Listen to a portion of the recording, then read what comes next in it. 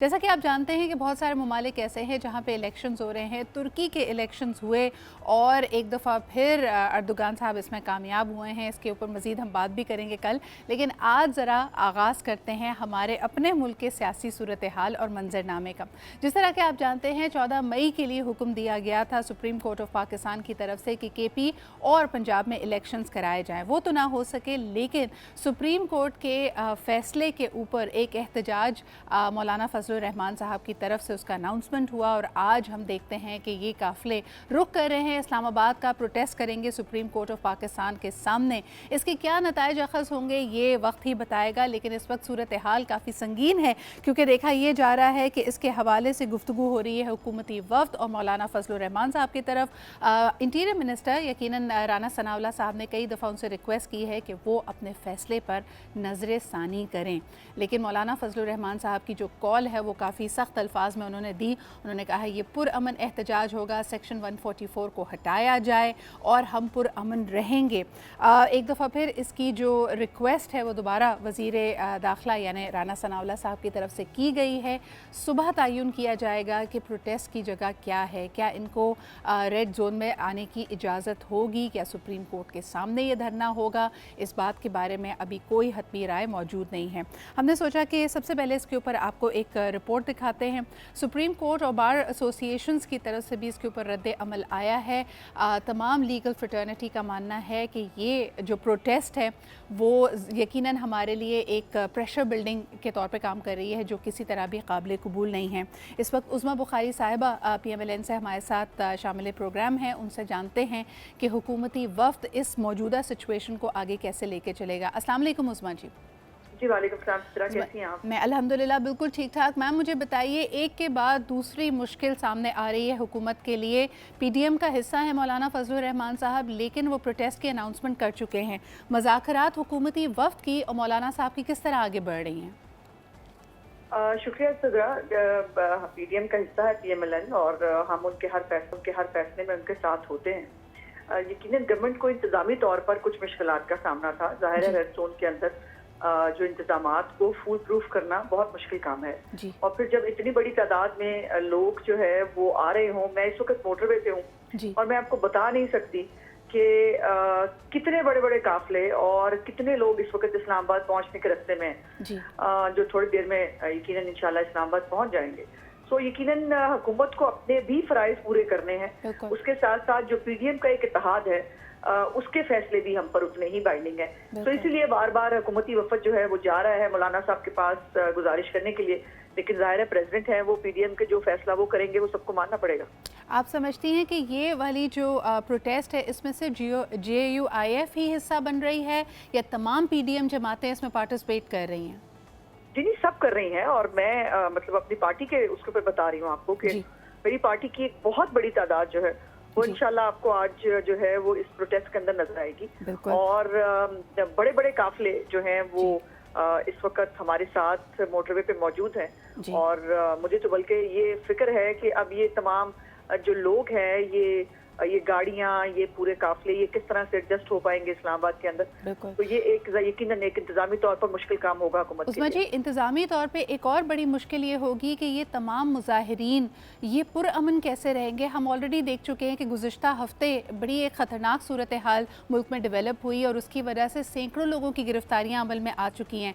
अब यकीनन हुकूमत PDM का हिस्सा भी है। इंतजामी तौर पर अगर खुदा न खास्ता ये मुजाहिरीन मुश्तइल होते हैं तो क्या यहाँ पर भी गिरफ्तारियों का खदशा है?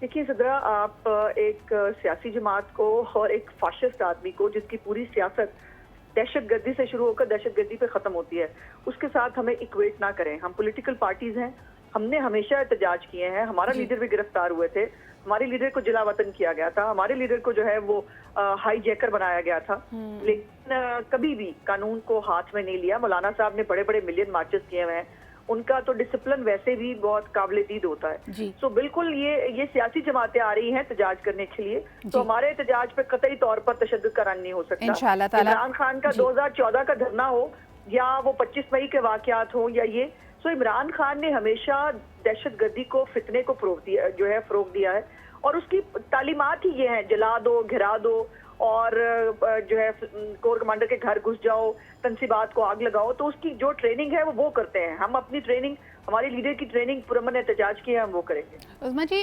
सुप्रीम कोर्ट इस सूरत हाल को कैसे देख रही है? हमने प्रेस रिलीजेस देखी बार काउंसिल की तरफ से, वो इस पूरी प्रोटेस्ट को एक प्रेशर बिल्डिंग टैक्टिक के तौर पे देखते हैं। उन्होंने कहा कि जी हम पे जोर डाला जा रहा है, आज भी बड़े फैसले मुतवक्के हैं। आपकी क्या उम्मीद है सुप्रीम कोर्ट से? फ्रैंकली मुझे इस तरह कोई उम्मीद नहीं है। सुप्रीम कोर्ट सारी से नहीं, जो एक मखसूस बेंच जो है जो बैठा हुआ है, जो हमेशा तमाम फैसले उसने करने होते हैं, वही जो है वो अकले कुल है। बाकी तमाम जजेस कराम जो हैं उनको अहम बेंचेस में, अहम फैसलों में शामिल नहीं किया जाता। और फिर मेरी जो है राय की अहमियत नहीं है। जजेस कराम खुद जो है वो लिख रहे हैं, अपने डिसेंट नोट्स में लिख रहे हैं, अपने फैसलों में लिख रहे हैं कि सुप्रीम कोर्ट में क्या हो रहा है। और इसीलिए हमें जो है सुप्रीम कोर्ट के सामने आ जाना पड़ रहा है, ये रियलाइज कराने के लिए कि खुदा के लिए सास के कहने पर, बच्चों के कहने पर जो है वो फैसले नहीं किए जा सकते। और इमरान खान प्रोजेक्ट जो है उसके लिए ये जो तगोदो हो रही है दोबारा से, पहले एक इदारे ने जो है वो इसके अदलिया के साथ मिलकर ये कोशिश की थी, उस जो है इस्टेब्लिशमेंट ने सीख लिया, लेकिन अदलिया शायद अभी भी कुछ सीखने के लिए तैयार नहीं है। तो ये जो दोबारा इमरान खान को देखिए ना, जो आप पे मुकदमे हो गए हैं उस पर भी बेल है, जो नहीं हुए हैं उस पर भी बेल है, और जो कोई हो सकते हैं उस पर भी बेल है। कभी आपने पाकिस्तान की हिस्ट्री में ये सुना था? एक जो अदलिया की चीजें से जो पाकिस्तान है, वो अगर एक 60 अरब रुपए के जो मुल्जिम, एक केस में सिर्फ मुल्जिम जो है उसको देखकर उनको खुशी होती हो और वो उसको गुड लक कह के जो है वो जमानत लेने के लिए भेजते हो, फिर ठोक के हिसाब से उनको जमानत मिलती हो, फिर जब ये सब तो फिर हमारा एहतजाज बनता है कि ये मुल्क इमरान खान का नहीं है या इमरान खान के ईमानदारों का नहीं है। ये मुल्क इस्लामी जमहूरिया पाकिस्तान, और इसके अंदर कानून के मुताबिक, आइन के मुताबिक फैसले होंगे, इमरान की ख्वाहिश पे नहीं होंगे। बिल्कुल सही।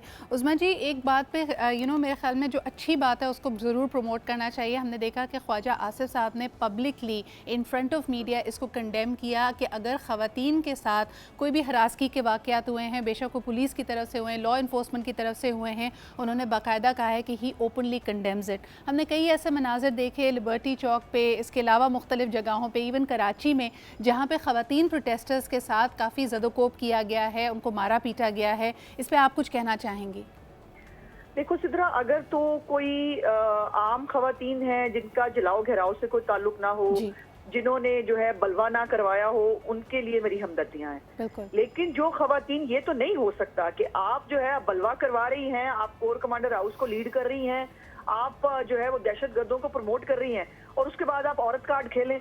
ये तो नहीं हो सकता। और ये प्रोपेगेंडा का शिकार हो रही हैं आप भी। अभी लिबर्टी के ऊपर जो एक माजूर खातून का, एक माजूर बच्ची का एक क्लिप वायरल हुआ बनाया गया, वो बच्ची माजूर नहीं है, वो सीसीटीवी फुटेज मौजूद है कि वो जो है वो बच्ची जो है अपने पैरों पे चल के जो है वो पुलिस के साथ जा रही थी। तो ये इनके टैक्टिक्स हैं, ये मीडिया के साथ खेलना, प्रोपेगेंडा करना खत्म है पीटीआई के ऊपर, और वो ये करते हैं, बड़ी इफेक्टिवली करते हैं। और इसीलिए जो बहुत सारे बेचारे सादा लोग पाकिस्तानी हैं वो भी इसका शिकार हो जाते हैं। लेकिन हकायक रहते हैं। अगर यास्मीन राशिद ने कोर कमांडर हाउस पे हमला करवाया है तो मैं उसका औरत कार्ड भी एक्सेप्ट नहीं करती, और मैं उनका कैंसर पेशेंट होना भी एक्सेप्ट नहीं करती। ये कोई तरीका नहीं। यही इमरान खान कहते हैं कि मेरी जो बिशरा बेगम है वो बापर्दा है, उनको पूछो ना। अगर आपने बापर्दा डकैतियां की हैं तो जवाब तो देना पड़ेगा ना। पर्दा होना तो कहीं से ये वो नहीं होता कि आप पर्दादार जो खातून है वो अगर जो है वो कोई किसी जुर्म में मुलव्वस है तो उसको पूछा नहीं जाएगा। ये कहाँ लिखा है? हमारे साथ ये सब नहीं हुआ, हमने तो ये सब किया भी नहीं था। हमने तो कभी तशद्दुद नहीं किया, लेकिन मुझ पे पुलिस वालों ने अटैक नहीं किया था, मेरे साथ जो है वो ज्यादती नहीं हुई थी। तब कहाँ ये गए हुए थे ये सारे जो नाम नेहाद इस वक्त औरत मार्च के अलमदर्द बता रहे हैं, उस वक्त इनको पता नहीं चला था। इनकी भी सिलेक्टिव मोरालिटी है। तो आप कह रहे हैं कि ये जो पूरी सिनेरियो है, ऑप्टिक्स मैनेज हो रहे हैं, बहुत सारे नैरेटिव्स हमारे सामने हैं और यकीनन हर कोई अपने नैरेटिव को पुरजोर अंदाज में आगे भेज रहा है। उस्मा जी, एक आखिरी सवाल करना चाहूँगी, मुझे बताइए कि क्या इमरान खान साहब की जो गिरफ्तारी थी उसके बाद इफ़ेक्टिवली हुकूमत और पीटीआई के बीच में जो मज़ाकरात हैं वो ऑफ द टेबल हैं? क्योंकि उससे पहले हम देख रहे थे कि कोई ना कोई हल शायद मज़ाकरात के ज़रिए निकल पाए, कोई आपस में मुफाहमत हो सके कि भाई इलेक्शंस की तारीख ये होगी। क्या that is off the table now? Of course it is. Because option नहीं छूटा ना।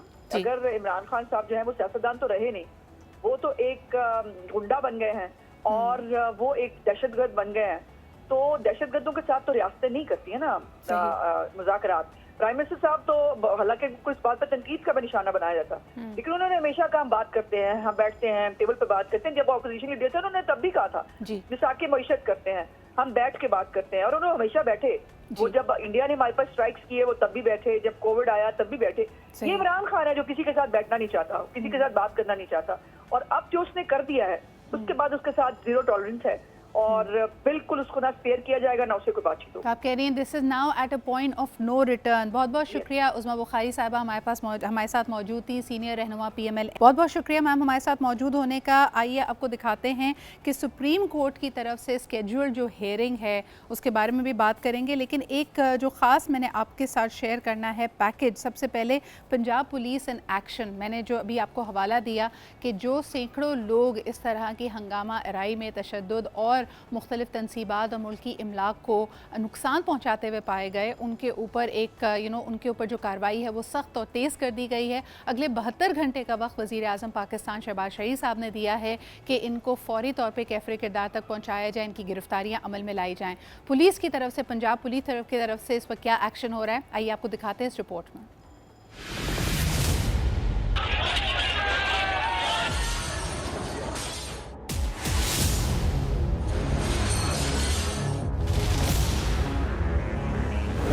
2023 को जो तबाही मचाई गई उनके खिलाफ घेरा तंग कर दिया गया।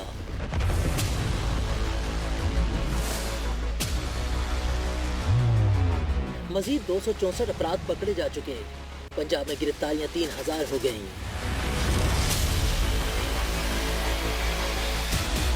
पुलिस ने CCTV और कैमरा फुटेजेस की मदद से 499 अपराध की फहरिस्त तैयार कर ली। कारकुन और पार्टी ओहदेदार शामिल हैं जिनके नाम और पते भी दर्ज हैं। जिना हाउस में तोड़फोड़ के मुल्जिमान का नादरा डेटा भी हासिल कर लिया गया।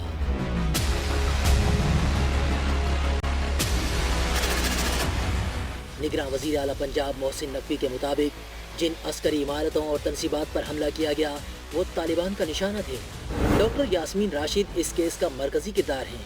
हमलावर मियावाली बेस में जहाज़ों को जलाना चाहते थे।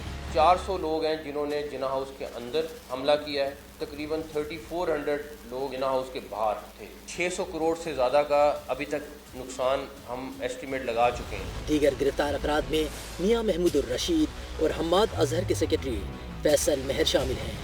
यास्मीन राशिद इस वक्त सर्विसेज अस्पताल में जेर इलाज है। डॉक्टर्स ने यास्मीन राशिद को पुलिस के हवाले करने से इनकार कर दिया है। जी जनाब, हम लेते हैं एक छोटा सा ब्रेक। आपके सामने है बदलती हुई सूरत हाल, लेकिन इस वक्त PDM के मुख्तलिफ काफ़िले रवा दवा हैं इस्लामाबाद की तरफ। उज़मा बुखारी साहबा का कहना था कि ये बहुत बड़ी तादाद में हैं और इंतज़ामी तौर पे ये मुश्किलात का बायस बन सकते हैं रेड जोन में।